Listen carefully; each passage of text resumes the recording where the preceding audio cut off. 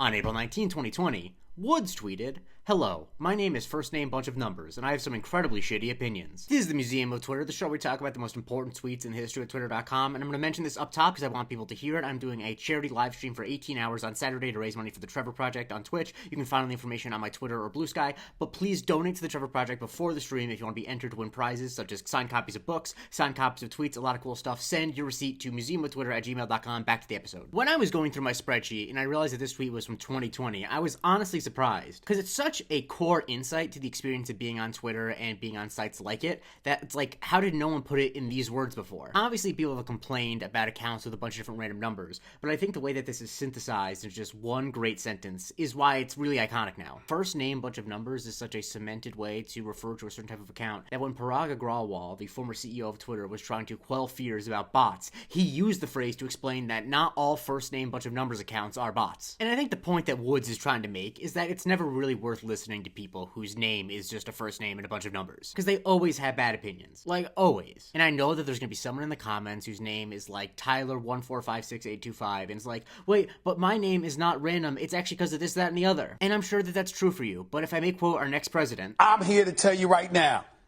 we don't care. Let me tell you something. We don't care. I'm kidding about the president thing. Beyond the invention of the phrase first name bunch of numbers, I think why this tweet in particular took off is because it's from the perspective of the person with the first name and a bunch of numbers. It is distilling what they do when they roll up on a random tweet and want to give their opinion. Hello, my name is First Name Bunch of Numbers, and I have some incredibly shitty opinions. Because that's really what they might as well be saying, because they're never invited, they're never your followers, they're never anyone you want to hear from. And a lot of times you're like, how the hell do they find my tweet? And I know that a lot of it is bots, and I know that that's what a lot of them are accused of being. But in some ways, I think that accusing every first name bunch of numbers of being a bot is a little bit of cope. Maybe I just have a really low opinion of randos on Twitter, but when I see a really bad opinion randomly spouted on Twitter, my first thought isn't, no human would say that. Like, human beings are capable of some really awful opinions and are capable of randomly butting into conversations they don't belong. I don't know. Being a first name bunch of numbers replier is not something that I would say is out of the realm of what I can imagine a really angry and annoying person doing with their spare time. And the thing is, first name bunch of numbers is a really great way of putting down someone with a first name and bunch of numbers when they're being annoying. Like this person, VGK225399, said, "He's back, Karen," and Leishan says, "LMFAO, okay, first name bunch of numbers." When Michelle37964228 said that there should be smoking allowed on planes, Missile quoted the tweet and said, "Hello, my name is first name bunch of numbers, ...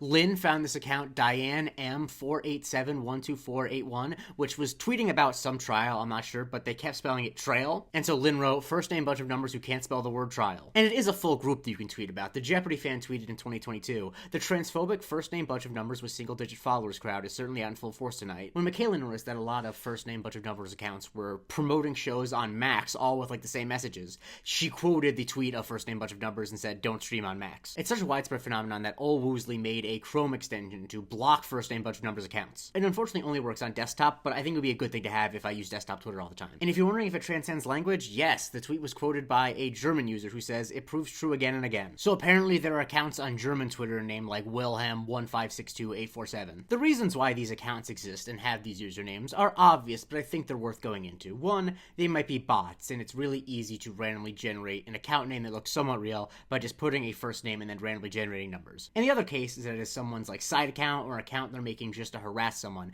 and the reason why you'd pick first name bunch of numbers is the same. It's easy to come up with a name, either your name or a random name, and then just type in a bunch of numbers. I don't know if it still does it because I haven't made a Twitter account in a while, but I know that it used to actually recommend a name and a bunch of numbers if you put in your first and last name. So that could be why it's a particularly common phenomenon on Twitter. But yeah, I think what it gives off is like, oh, okay, so you couldn't put enough thought into making a full account where you actually thought of a username instead of just typing a name and smashing random numbers. So why on earth would I ever pay attention to what you have to say? Because of course, the people who do that sort of thing, or the bots that do that sort of thing, never have anything productive to say. There are actually real people in the world that I could have discussions with, and there are even real people online who I could have discussions with, even people who don't use their real names. If it's someone who has like an account and followers and like interacts with people regularly, I'm like, okay, this is a real human being, I can have a discussion with them. But if you're someone with no followers, no one other than you knows about the account, you have nothing to lose. Why would I ever talk about anything with you? Being on Twitter to begin with is a waste of time. I'm not going to doubly waste my time. Follow for a new tweet every day. Consider joining my Patreon, patreon.com/museum of Twitter. We get the weekly Museum of Not Twitter, and you also can vote when I cover on Subscriber Sundays.